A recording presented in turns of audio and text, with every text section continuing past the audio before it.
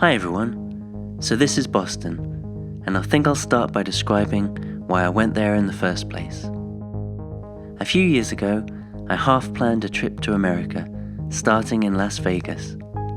However, I was stopped at the gate as I tried to board the plane in London. I hadn't realized that you weren't allowed to fly unless you had a return flight booked too. I find that a little rude, and it certainly inhibits spontaneity, but I do know that airport departure gates are not the place to have that conversation.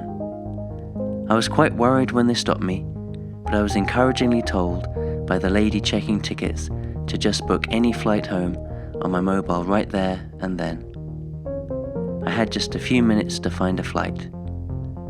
So fairly calmly, under the circumstances, I chose Boston as I'd always wanted to go, had seen a cheap flight, and because it was on the other side of the country to Las Vegas, I thought that would encourage me to visit some other places on my way home.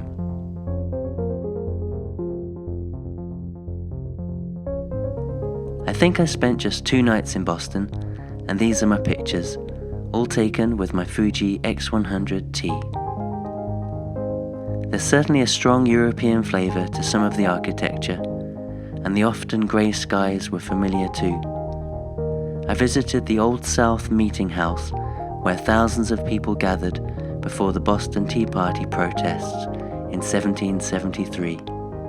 There was scaffolding up inside when I visited, but I didn't mind. I like it when things look different. That was definitely the case when I visited Fenway Park, the home of the Boston Red Sox. As I arrived, the ground was being evacuated, and many fire engines were arriving. People were resting and waiting outside the ballpark with a sense of uncertainty, concern, and boredom. Apparently some equipment had short-circuited and created a lot of smoke but no flames. No one was hurt, but no one knew that at the time.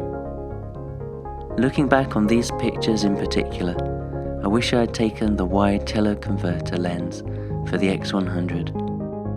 Over the last few months, I've seen my taste move towards wider lenses. Sometimes you just want to include more of the scene and tell your story that way.